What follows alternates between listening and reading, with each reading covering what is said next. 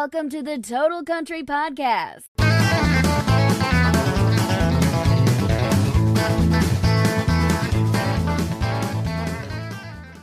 Hello and welcome to this edition of the Total Country Podcast. My name is Kevin Angel and thanks so much for joining me on today's show. If the recording at this bit sounds a little bit echoey, we've been using lockdown to strip our walls, to redecorate them, so if it sounds a little bit echoey on this bit, that'd be why. Anyway, my guest today is Erika Wollam Nichols, COO/GM of the Bluebird Cafe in Nashville, Tennessee. You'll be able to hear my conversation with her very shortly. But first, a quick reminder that there's still time to enter for the chance to win some samples of Palmetto Moonshine, South Carolina's first legal moonshine, made by descendants of moonshiners using age-old customs. You can win simply by going to the Total Country Podcast Facebook, Twitter or Instagram. The competition is run for 4 weeks and 4 lucky winners, starting the 28th of May, will have the chance to win some samples and some cool funky table mats. The competition is open to UK entrants only, aged 18 and over, and please do drink responsibly. I recommend the apple moonshine with some ginger beer and tons of ice cubes. It's really refreshing on a summer's day. Right, today's guest is honestly one of the loveliest people I've ever spoke to. In setting this interview up, she was so gracious, couldn't be more accommodating, and as you'll hear, she's just an all-round lovely person.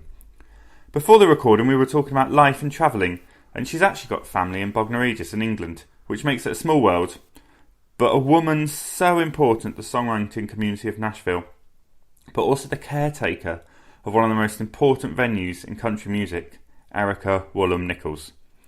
I'm going to assume you know of a little venue called the Bluebird Cafe in Nashville, Tennessee. Erika has been running the venue as COO/GM since 2008, since its owner, Amy Kurland, handed it over to the Nashville Songwriters Association. Under Erika's reign, the venue has featured heavily in the TV drama Nashville. The brand has expanded to overseas, playing the Country to Country Festival in London, and this year spread to Europe. And excitingly, she was producer on a really brilliant documentary film entitled Bluebird, an accidental landmark that changed music history, which we discussed in the interview. Erika is charming, funny, intelligent and honest. This is a great one. If you're interested in the history of the venue, or just want anecdotes, this interview has them both. Listen out for names such as Willie Nelson, Tenille Townes, Chris Christopherson, Tony Arata, Walker Hayes, Dave Grohl, Taylor Swift, Ryan Hurd and Vince Gill. Yeah, it's a good one. So please enjoy Erika Wollam Nichols of the Bluebird Cafe. So, how is this weird situation treating you then? I mean, we find ourselves in such strange times. I know Nashville is, we mentioned recording is slowly starting to open up in some elements. And I mean, I don't want to start the conversation on a semi-negative, but what's the situation looking like for the Bluebird currently? How are you guys managing? You know, it is such a challenge for us. I mean, there's so many levels of a challenge for us. But we closed down so drastically.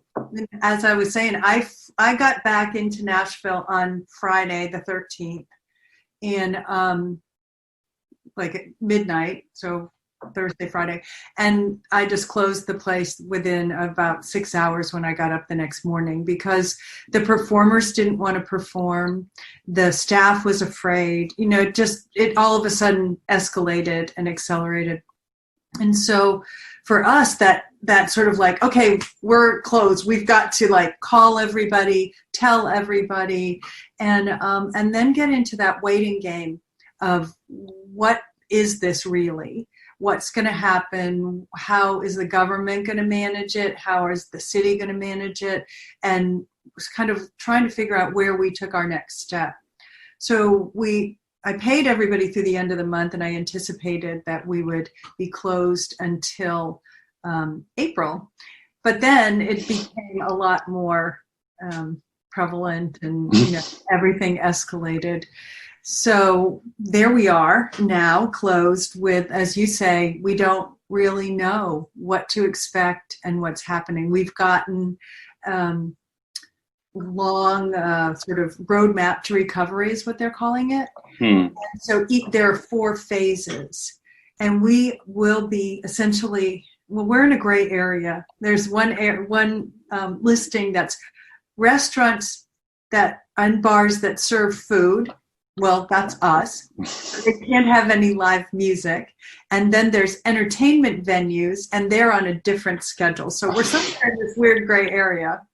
But you can be, the 6 foot distance, half capacity.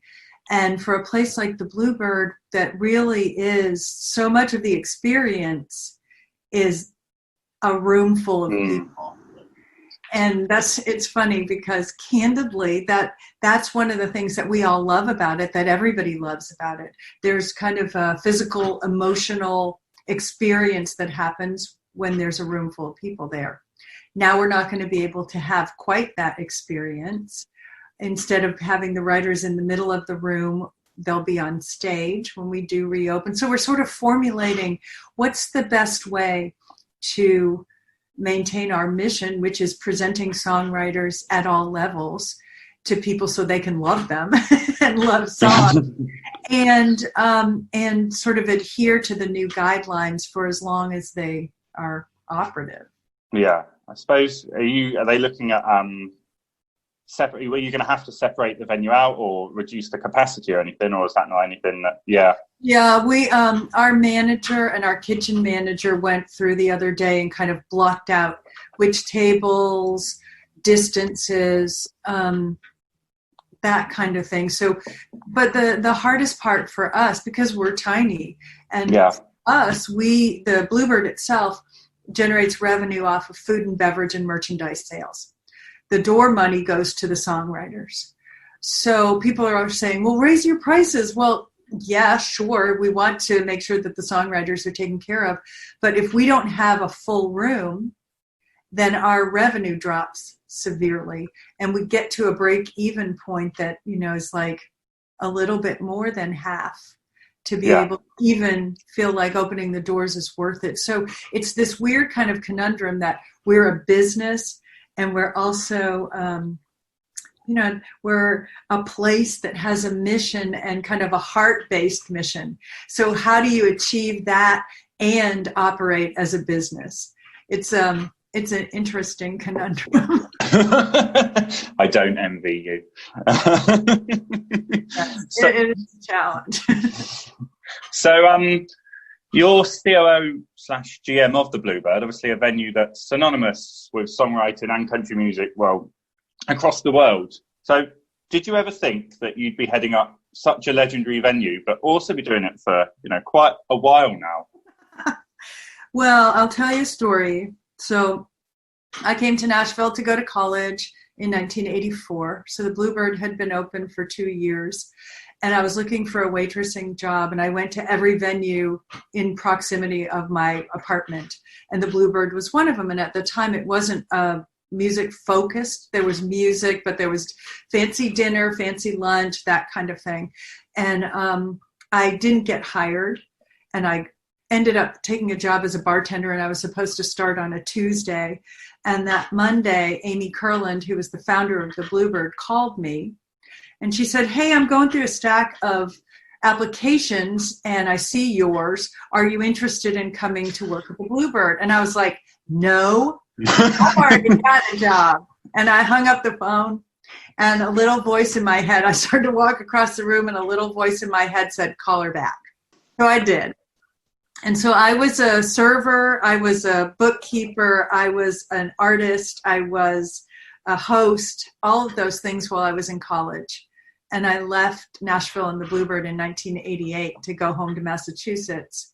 And then through another fateful decision, I came back to run a big music festival to book all the talent in Nashville. And, that evolution kept me in and out of the Bluebird, including bartending at times for the rest of the time. So when I started to, be in charge in 2008, it was, there are people working there now, like Tony, who's one of our bartenders, used to be my bar back when I was a bartender. Wow. So people stick around a long time and come back, obviously. So, there was a lot that I was familiar with. And then all of a sudden it became not just the kind of the layers that I was familiar with, but also running a business and and when the Bluebird was not making its budget when I took over because it wasn't full. And it was an interesting thing to figure out how we were going to keep the doors open initially. So when Amy Kurland gave up the reins, you were the first person that she discussed with it. Is that right? Yeah. She and I had been roommates when I worked at the Bluebird, and I went on family vacations with her. So we were good friends and had for a long time. And she had been thinking about retiring. At one point, she had asked me to come on and be a co-manager with her several years before she decided to retire, but the timing wasn't good. But she came to me and I was working for the Songwriters Association at the time, raising money for them. So she said, well, what do you think about the Bluebird taking over or Nashville Songwriters Association taking over the Bluebird? And I was like, wow, that would be, probably a good choice because missions are very closely aligned, and Amy wanted the Bluebird to always be for songwriters, not to be like a Walt Disney's Bluebird Cafe or, some of the ways that people had talked about franchising it. So, then she made the pitch to the director of NSAI, and all of a sudden, there I was. Nice. I had just graduated from a master's program in art, and I was like, oh, this will be great when Amy will retire and somebody will manage the cafe and I'll get to do booking and marketing, the things that I love, sponsorship development, all that, and still be able to be in my studio and make my own work. That didn't happen. And all of a sudden I was like looking at plates and what kind of cups we're having and how many staff, and then I became like in charge of the entire thing.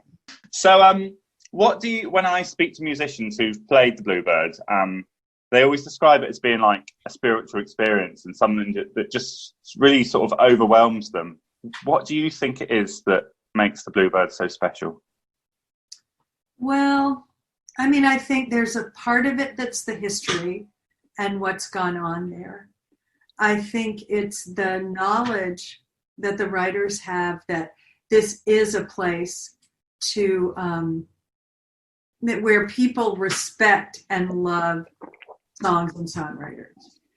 And I actually think, like what we were talking about earlier with Tony, our bartender, and Martha, another one of our bartenders, and some of the servers who've been there for an extended period of time. The Bluebird is a place where the songwriters and the artists typically walk in the back door and can hug every single person in the room because they've known them for a long time. And so it doesn't feel like this extremely stressful to me. Now, I have heard other people say it's stressful, but I feel like the atmosphere is friendly. Our staff loves each other, and it's very apparent. You go to some restaurant sometimes and the staff are sort of, there's like some tension. We don't have that.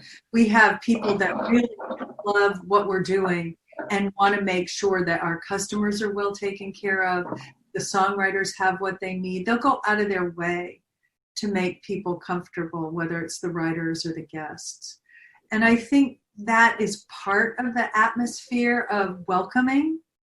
And also, like I said, that idea that we are focused on songs and songwriters.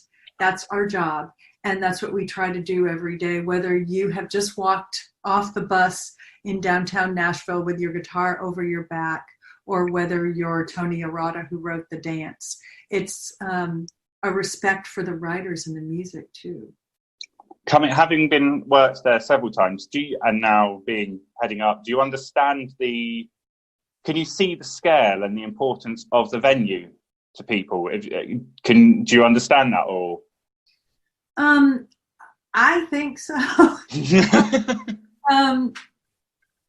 It's a funny balance, Kevin. Like, there's part of it that's like, well, it's what we do, and so it has a sense of normalcy for all of us folks there. And at the same time, and I think